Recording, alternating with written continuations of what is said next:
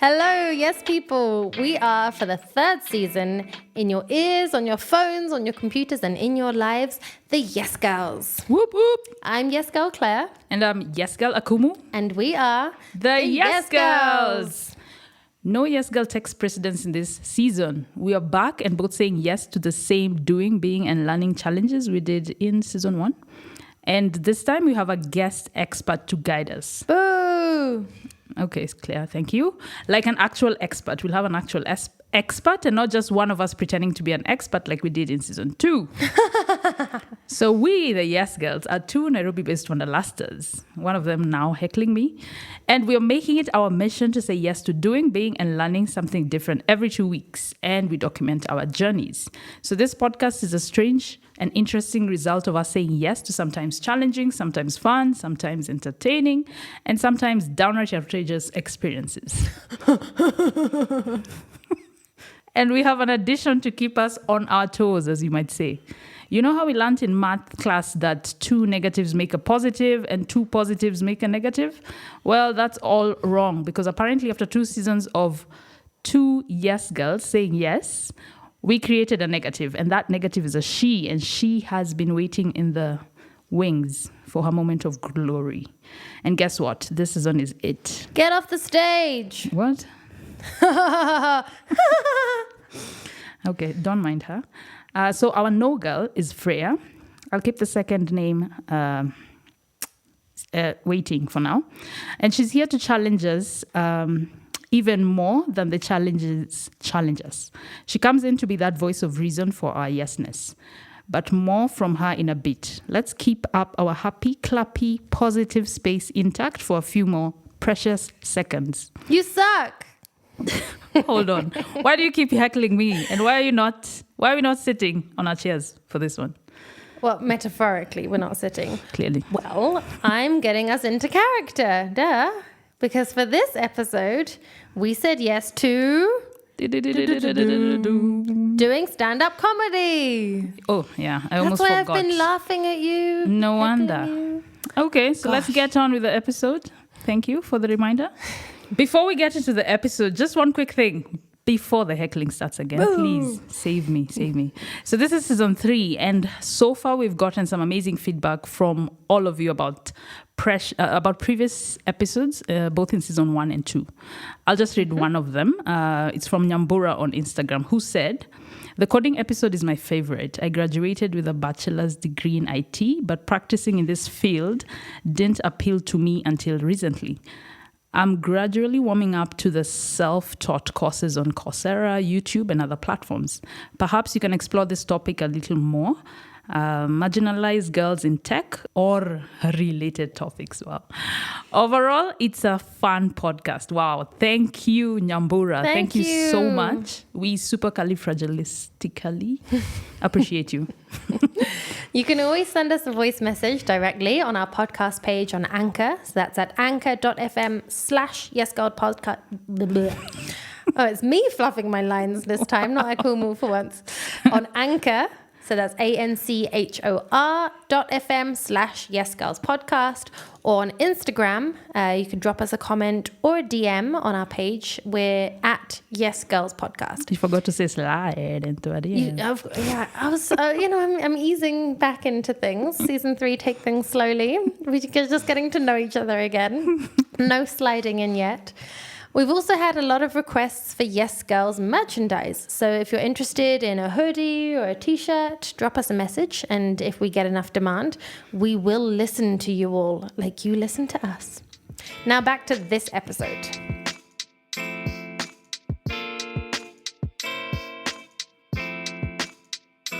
So now that I'm done heckling and booing and sometimes chuckling at Akumu, we can explain how this season is going to work. Yay. So we're still doing being and learning, and we will have an expert to guide and rate us each episode. And boy, do we have some amazing experts. The best. We will both say yes, but might take slightly different approaches to how we take the challenge up, just to make it more meaningful to each of us. And we also have, as we already mentioned, the no girl, Freya. So Freya is a marvelous person in real life. She's an entrepreneur, a world traveler, possibly the best home cook and baker that either of us know. And most importantly, she's been a part of the Yes Girls universe since before we even started, because she's the founder of the book club where Kumo and I met and gave birth to. We birthed the Yes Girls podcast. It came out into the world kicking and screaming on the floor of that book club. Yeah, it's a 2-year gestation period. Anyway, however, for the purposes of season 3, she will be the grounding, realist, and sometimes even pessimistic hold up to our let's go. We thought that maybe we were being too easy on ourselves in the previous seasons. So Freya, or the no girl as she will now be referred to, will interject throughout the season to bring us down a peg or two. Hello, this is the no girl speaking. So I told my dad I was going to be the no girl on the Yes Girls podcast. And of course, he wanted to know what that entails. So when I explained it to him, he thought about it and then he said, sounds like this job was made for you. I don't know if that's a compliment or an insult.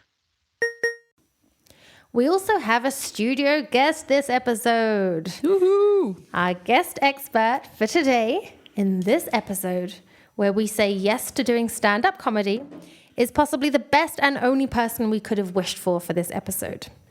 Brian Onjoro is the founder of the Nairobi Comedy Club, and he's a pioneer in the Nairobi stand-up scene, having mentored and given the limelight to hundreds of comedians over the years. Did you know that almost any night of the week there's a comedy show or open mic happening somewhere in Nairobi? And the chances are that Brian will be involved in some way. Brian, hi. Hi guys. How you guys doing? We are very You're good. Fine. Yeah. Yeah, I am the resident expert for today. It feels nice being called expert. Has it happened to you before? Yeah. A few times, but yeah, the few times it was, every time I had people call me an expert, it always led to money. So, fingers crossed. So, Money to us or money to which direction? Both. mostly to me, but yeah, I'm open to the other option. So yeah, thank monopoly you guys money is also money. Yeah, so Yeah, I've we had, got lots of that. Yeah, so I've had. Yeah, thank you guys for having me. Yeah, Thank you so much for being our first studio guest for this season, Brian. yeah. Why don't you tell us some of the advice you give to us before the start of this challenge? The kind of advice that you might give maybe an inspiring newbie comedian. Stand-up is like boxing. Wow. You might have all your combinations and all that, but everything changes after you get punched. Is that the punchline?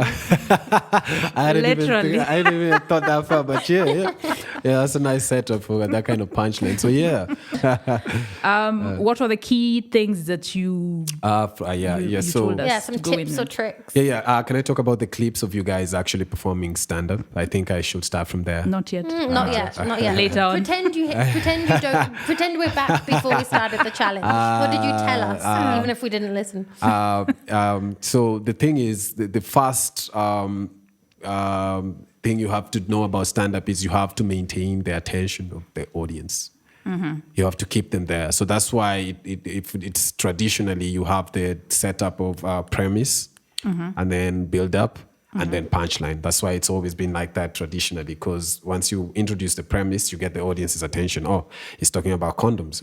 What is he saying? And then the build up, maybe an experience that happened to you or like an observation of a certain type of condom brand or whatever. And then the punchline, and then people react to that.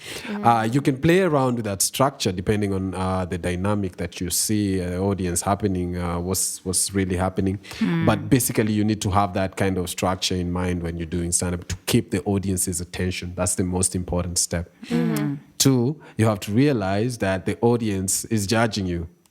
Not in a bad way necessarily, because once you get on stage, someone will be like, oh, this guy is dreadlocked. I wonder if he's, already he's forming opinions. This guy is tall and skinny. He's forming opinions. So sometimes it's always a good trick to use your appearance to talk about something and, bring the audience in. You can, I have a Sudanese friend who's a comedian. He uses that a lot. He's like, oh, as you can see, I am Sudanese. I am the lightest person in my family, and I'm also the shortest. And the guy is like tall, So once he breaks the fourth wall between him and the audience, so the audience comes in, is like, "Tell us more, you light-skinned Sudanese guy. We're here for all of it. Okay, tell us more." So you have to break that fast fourth wall, the barrier, the wall between you and the audience. After you've done that, now you can now get into your material. And now they just push it and push it and push it. I advise people always, when you're beginning, just do 5 minutes set. You should never do longer than 5 minutes, because when you're starting out, doing longer than 5 minutes is not advisable, because you will get lost in the middle and just sort of like, paddle and struggle before you actually get to the end. And so, we actually, I don't know if this is a worldwide thing, but we had a like a Kenyan Nairobi word for bombing. And ours was kupanda mlima, like climbing mountains. Because that's what it feels like when you're bombing and you're doing a longer set than you're supposed to, or than your material can accommodate you, like climbing that mountain, you're not seeing any end. So, that sounds like Akumu's nightmare. Yes, I love climbing mountains, and Akumu refuses. That is a metaphor. Even in reality, it's still bad. As a metaphor, still bad. So I think basically that's the basics that I would. I know you. I think one thing that also marked me about what you told us was, which we hadn't thought of, and just really broke it down so simply, was it's about making strangers laugh. Yeah. And that freaked me out. Because your friends, they understand you. They know where your humor comes from. So you don't really need to have material to make your friends laugh, But strangers, they don't care, man. You don't know you. No expectation. You had some random open mic in the CBD. Maybe even some people didn't even know there was going to be comedy. They're like, "Who's that guy with the microphone?" So they're like, you have 3 seconds to actually prove to this person that you're worth standing there with the microphone. So it's very harsh. So if you can make a room full of strangers laugh, it doesn't necessarily mean you're a funny person. It means you have good material for stand-up comedy. Okay. So, flashback to a few weeks ago, Brian gave us these same words of wisdom. And we were feeling very trepidatious, to use Akumu's favorite word. Yes. And so we went off for 2 weeks to somehow become funny, or at least try. So the aim was to spend 1 week researching and benchmarking. That's just a fancy word for watching lots of comedy. And then 1 week scripting our own 5-minute stand-up comedy skit to be performed in front of a select group of friends and acquaintances. The challenge? To make them laugh, of course, but with us and not at us, ideally. So ideally, we also got some chilling words of wisdom from our no girl before starting our comedic journeys, pun intended. Check it out. I would imagine that for most normal people, doing stand-up comedy is just about their worst nightmare. And while my friends, the Yes Girls, are extremely talented people, I've not quite known them to be comedians. There's something so humiliating about being on stage for the sole purpose of making people laugh and not succeeding. So I think this might quite possibly be the scariest challenge they've taken on. She really is perfect for this, Akumu.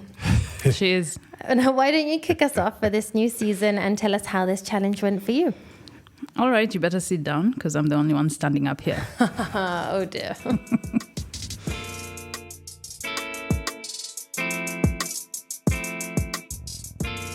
So, I simply started by doing what anyone else faced with that gigantic task would do. I studied the grades.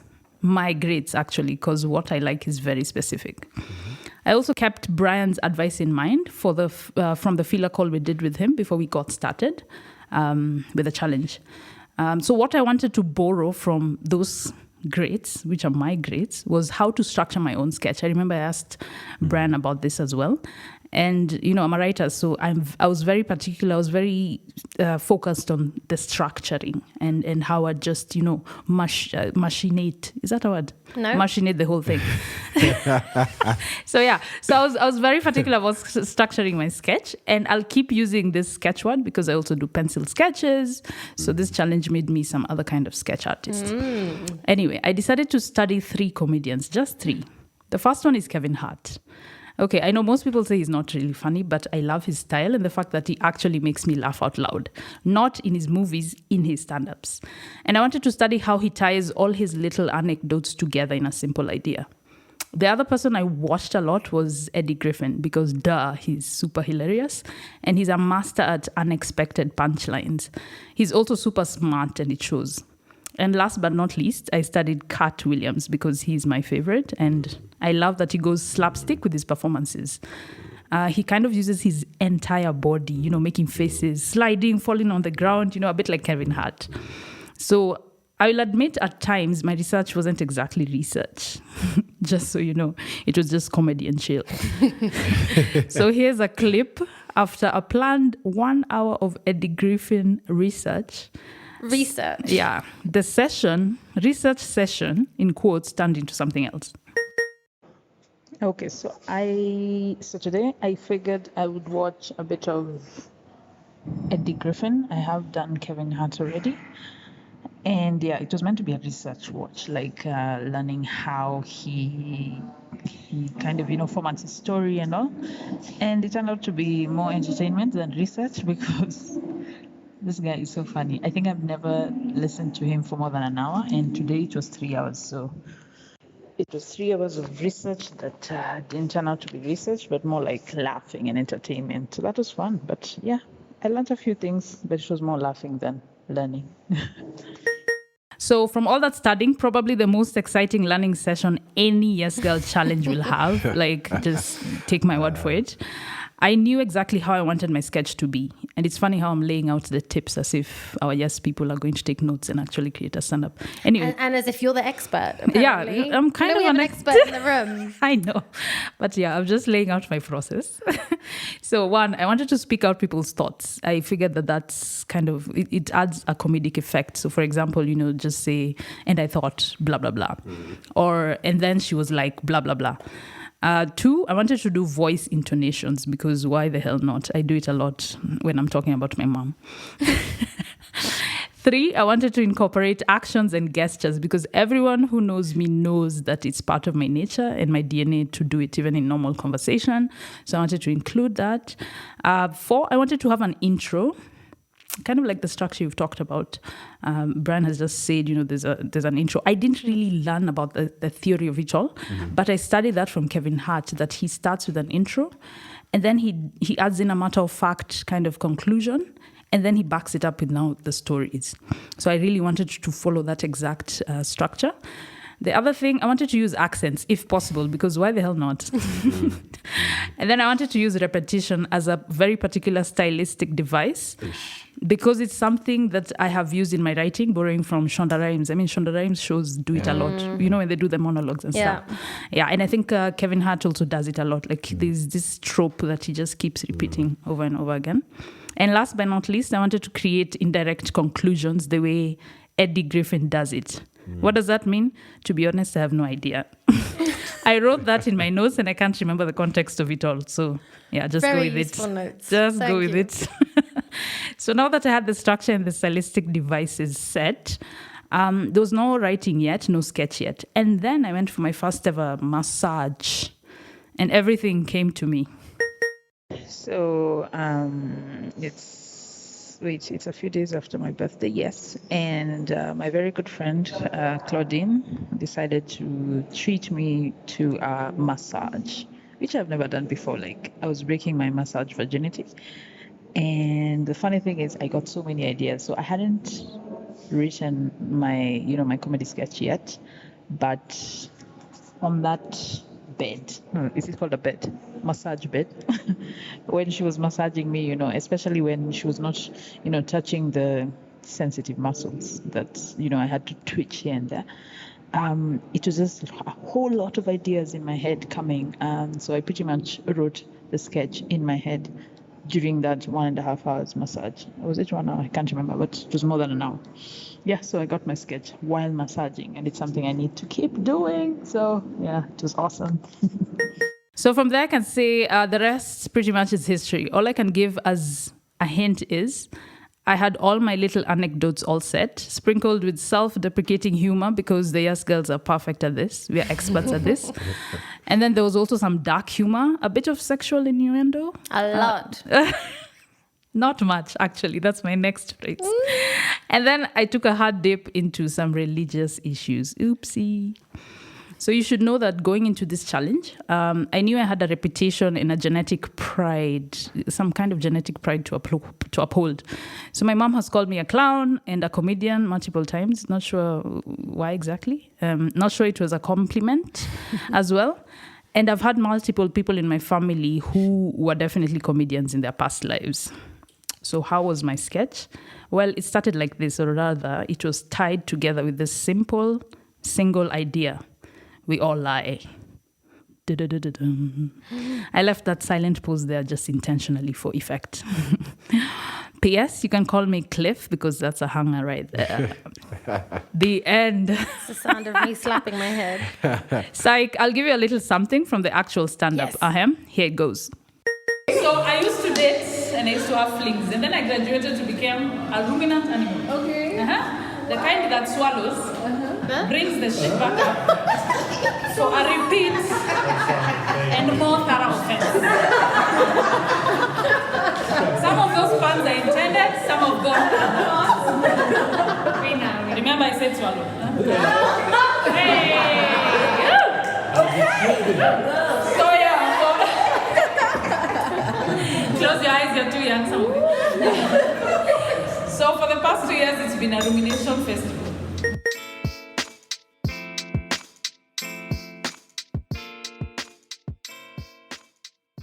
I inherited from my father what I can only call dad humor. It's not always sophisticated, but it usually raises a giggle or a groan, and my fallback in most social or even professional situations, to be honest, is usually humor. I once heard or read somewhere that a bad joke is the best way to create social unity because we all unite around agreeing how bad a joke is. Right? If someone thinks it's good, someone else thinks it's bad, then there's conflict. Everyone knows it's bad. So I kind of live by this motto of bad jokes. And that's how I went into this challenge. I do enjoy a good stand-up comedian, but I'm also acutely aware of how awkward it can be when nobody laughs or when you're watching a comedian who's just trying just that bit too hard. And I was sort of paranoid from the beginning of being that comedian, right, who it just makes everyone feel a bit awkward. So I decided to really follow Brian's advice to the letter and stick to the obvious stuff, right, what people will see when I walk on stage or what my very obvious lived experiences. I also thought I could just bypass the research stage and just whack out a comedy show in one day. Check this out. And so a new challenge begins.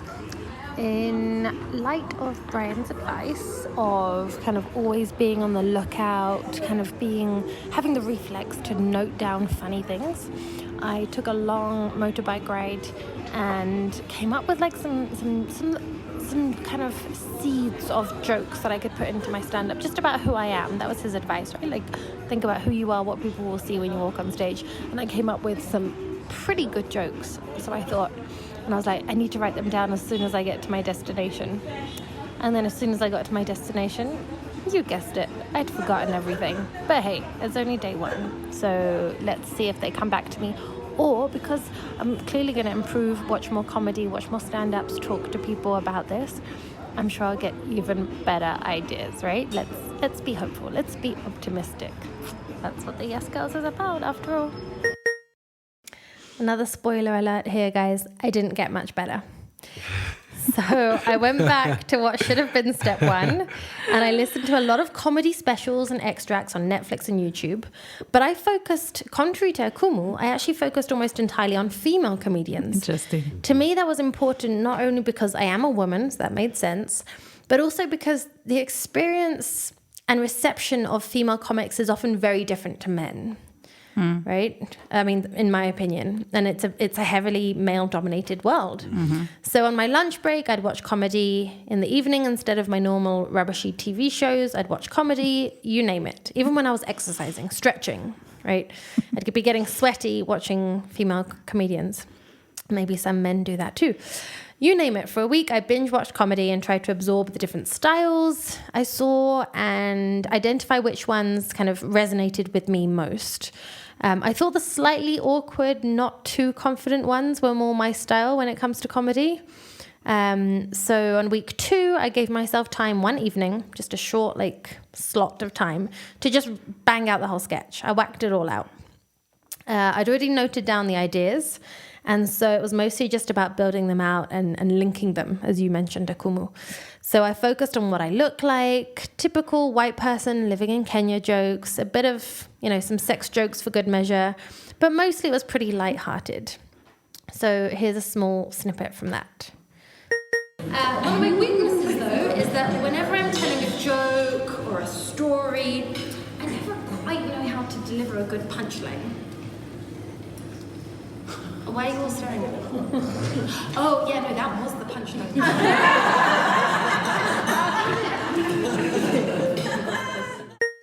That was probably the biggest laugh I got during our live show. I'm proud of how I did in the end. I got some laughs. I stood up to the challenge. Literally. Thank you. We got it. But I learned some very important lessons here. Number 1, I'm not that funny. Not in a stand-up setting anyway. I'm kind of funny for a professional work meeting setting or for a social scene setting. I'm not that bad at storytelling, but my style and my presentation just isn't made for stand-up. And I guess that's okay. But I'm so glad that I tried it. And one thing I do want to do is go to more comedy shows in Nairobi specifically. I saw Brian perform at a stand-up show in Nairobi a good few years ago, and I loved it. It's the perfect way to unwind and appreciate real talent, not mine. So that's my biggest takeaway from this, and not a bad one at that. And also I did gather some pointers of how I could improve. I kind of didn't go far enough into the joke, right? I just left it there. People said, well, you could have gone more into it, given more detail, really built on that, leaned into it, which I didn't, because it was very scripted, I guess. And as you said, Brian, experienced, seasoned comedians, they go with material, but you also work off the audience, which I definitely could have done more. Yeah, and they have, the many audiences that you see how they react to the same thing, and you figure out what works. Yeah.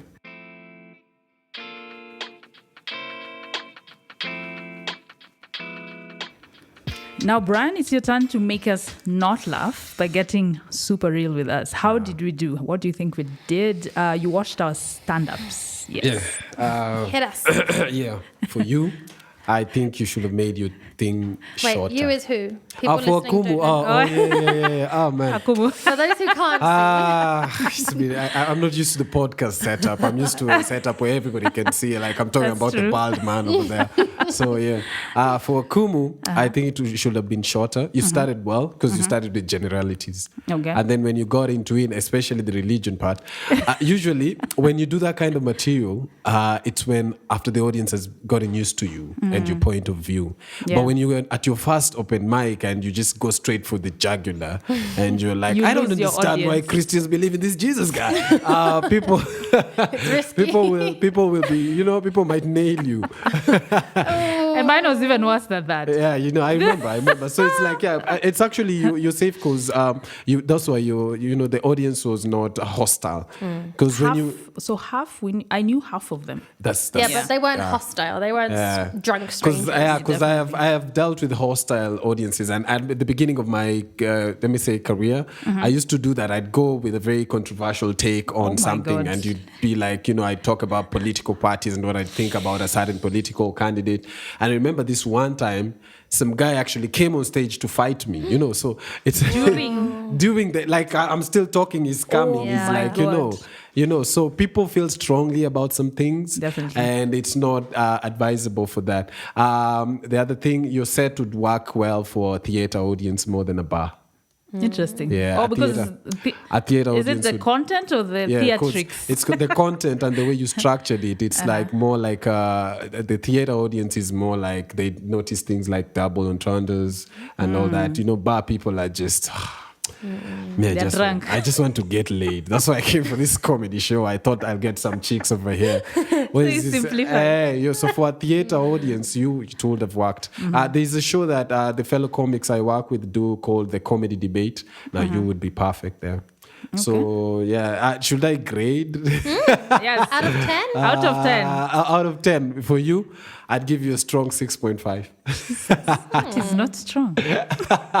Hey, for a beginner. But that's 6.5 comparing her to like Dave Chappelle. No. That's just it. No, it's because I'm coming from a 10 from the actual. Don't ever event. compare yourself with people like that. You just have people who've done comedy since they were 14. So That's true. and now For first, it works. Yeah, it works. I'd say you're 50 open mics away from being a comedian. Woo. Damn. Yeah. That's good. You're That one can be step a year. Yeah, for sure. Easily or a a year. couple of months, Less than- depending on how strong you are. There's open mics every day, so if you feel like you could go on stage every day, I can try. Yeah. But she's got it in her. Yeah, you've got it in you. Like, got it. Yeah, for sure. You're more of for the vibe by God. You're more of a writer than a performer. Yes, I am a writer. Yeah. So for you don't even need to do the body thing. There's comics who are successful without having to do expressions. Like Kevin Hart hacked it. Yes. Kevin Hart figured out something that I took 7 years to figure out. It's all about the energy and the vibes. Yeah. That's when you distill it into like I think even Dave Chappelle doesn't do it. That's my grading for Thank Akumu. you. Yeah. Thank you very much. Yeah. I'm cowering behind my microphone. Oh, we don't have time for my part. Okay, let's carry on. Nah, not so fast. Come on, bring it. Oh, I should do you also. Yeah. Yes. So for you, you kept it short. That's actually very advisable. You focused on generalities and the things that people can observe about you. Being white helped you because now it was, being white in a predominantly black country gives you material. A lot of the Muzungus who have done performances at our shows even usually use that. It's very easy for you to get the audience there. So I think you'd actually do, with the set, you would have done well at one of the open mics that we have, the Wednesday one, that has a chill audience. Okay. The others are rough. The Wednesday, Could have eaten me alive. the others are rough. That has a chill audience and they listen. You would have gotten a few laughs and maybe a clap. So yeah. I'll take that. So out of 10, I'd give you a 6.8. What? I'm not better than I call Because you followed the notes. Yeah, because you followed the notes. okay, yeah, I and just- it would- I and literally also, followed to from the my letter. experience with like open mics, I think you would have stood a better chance. Hers at the beginning was what yours was for a longer period. But she tended to go deep and, yeah. So, yeah. You're also 50 open mics away from being an actual comedian. Like, for real, if you do 50 open mics, you will have material. Like, you will get the confidence. You'll be getting on stage. You won't think about the humiliation and all that. So, Okay. that's what I would say. Well, that's a great connection to a question that we wanted to ask you. Yes. So now we turn away from dissecting our performances. We can breathe a bit. No. Actually, I think you guys are brave to try stand up. That's It's part of saying yes, it's amazing, Yeah. It was probably one of the toughest. It is. Okay, it was fun to practice. Yeah. And do Really research. Yeah, really but we were hard. lucky. It was friends or acquaintances of both of us. So there were Yeah. people that neither of us. There were people that I knew there and people that I didn't. And same for a call. Yeah, like my just friends half-half. who didn't It was necessarily know. half-half, Yeah. But everyone in the room either knew one of us or was a friend of ours. So they weren't hostile strangers. No one was going to be nasty to us. Yeah. So Brian, how did you get into comedy or discover you had the talent? It's a long story. Let me take it way back. How I discovered performance. I discovered performance because I was a music student. So I was playing piano. So you'd go and play, and then there'd be feedback after you play. The audience was very polite. They'd wait for you to do your little thing, and then they'd clap. So through that, somehow I got into rap. Piano to rap? Okay. Yeah, this So one. how do you move from a polite audience and you're going to hard audiences? How? So it happened by accident. I was in high school. I think I was just 16. I was a baby, and I'd missed Saturday classes. And so I was just randomly just going to town. And then a friend of mine tells me there's a rap event at British Council. And he was calling it WAPI. So WAPI stood remember for WAPI, yeah. Words and Pictures. And he was like, hey, if you go, there's a rap battle today. And the guy who's winning is going to get 20,000 shillings. I was like, God damn, man. At 16, I was like, hey, man, I could ball with that money. It's a lot of money for Hey, so I wrote my little rhymes. I practiced at night. I'm coming through. So I practiced, and then we went, and I was blown away. I couldn't believe there was a community of people. So you just go, there was a cipher, and then there was a battle. So the cipher, you just go and just spit, and then you get audience feedback. So that was my first time performing comedy per se. Because the lines I do, the ones that people would react to, they tell me after the gig, dude, your lines are funny. Okay. Wow. So I transitioned from that into emceeing events and now into just doing stand-up. And then one day I talked to this Russian guy who at the time owned IMAX, and he was like, yeah, you bring the jokes. And and then he gave me a Thursday night. He was paying me what? I think he was paying me 4,000 shillings, Kenya shillings, that is. That's not quite $4,000. Yeah, that's like Yeah. $40. Yeah, that's like $40. Not bad, though. Yeah, at night. And at the time I was in campus, so it was like good. That's good money, Good pocket money. And then I picked it up from there. And then a year later, I formed Nairobi Comedy Club. And then after a year, I was shocked like there were other comics. Because when I was starting out, I would just do it alone. I'd do a 20-minute set, and then I'd just chill. There'd be music, then I'd come back on stage. Oh, that's tiring. So it was very tiring. But now it gives you hours and experience. So we're obviously the Yes Girls, and we often get asked, is this podcast just for girls? Which is not at all. my You've God, proven yes. it. You're here. But when it comes to comedy, it's often a man's world, right? Yeah. There's far fewer well-known female comedians, and I think female Exactly. comedians probably have a much harder time breaking into the scene. Yeah. So are more women getting involved now in stand-up, and how can we get more? How can we get more women on stage? First of all, I think the world has changed also in terms of perceptions and how women are perceived. It's male dominated because it's rough. Stuff, huh? But women are tough. A lot of women are tough, but in terms of men are willing to go through more humiliation. There's something about we are more in tune with the emotions. Yeah. It might be also harder for women us, are very social, and you're very status aware than most men. Men tend to just they're like, even if I don't get a laugh, I will still come back. And that's something I'd see a lot of time. Like the male comics would start out.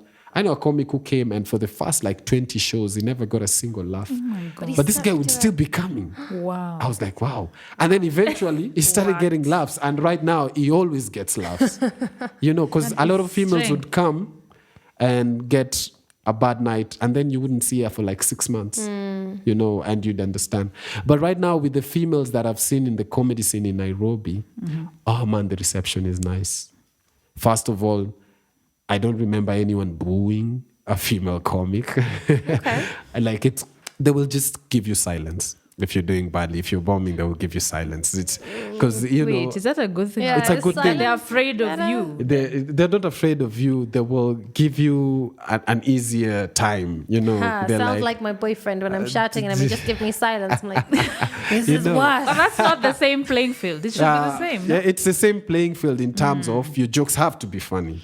We have a lot of good female comics. Shiko Waidaka, we have Ruth Nyambura, we have Justin Wanda, we have Shaz, or let me call her Sharon Derito. So we have female comics that are coming up that have material. They've grinded. I've seen these chicks do a lot of shows. I've seen them struggle on stage. I've seen them kill it, totally, just bring the house down completely.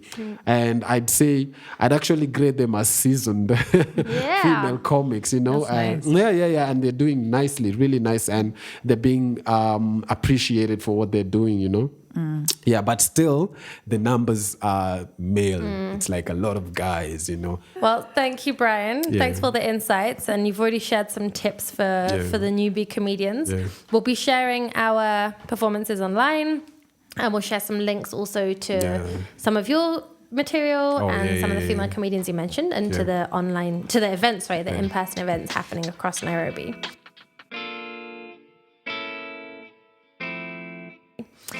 So we also shared our performances, or the videos of our performances with the No Girl. She sadly couldn't make it in person, but it's probably a good thing, or should have been knowing us from the audience. So let's see what she had to say. So, I actually think the two of you made decent stand-up comedians. And I wonder what the wider implication of this little experiment is. Does it mean that anyone that puts in a bit of prep work for a couple of weeks can be funny? Or were you able to pull it off because you're already eloquent and witty? Wow, she's really nice about our performances. Surprisingly. But she makes a good point. Maybe we sort of pulled it off. And also bear in mind, we weren't performing in front of perfect strangers. As you said, it was half and half. So half people that Claire knew, half people that I knew. So all of us were working with half strangers, yeah? A half group of strangers. There were about 10? Yeah, 10, 12 people. 10 people, yeah. So we were working with not perfect strangers, and there were people who wanted a drink, and it was just a chill night. So it was not really serious. We've paid for it. Okay, they were not drunk. Yes, not at the beginning. Either way, we can be proud of ourselves because we still did something super difficult. Yeah.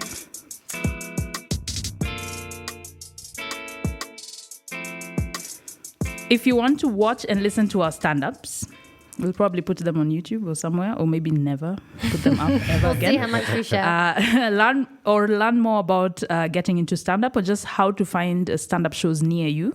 Check out the show notes. And of course, our Instagram page at Yes Girls Podcast to find everything you need. You can also DM us with any specific question, comment, or feedback you have for us. And if you want to suggest something that you think the Yes Girls should do, be, or learn for a future episode, send us your ideas. Or if you want to share your expertise, business, or passion through one of our episodes, also reach out.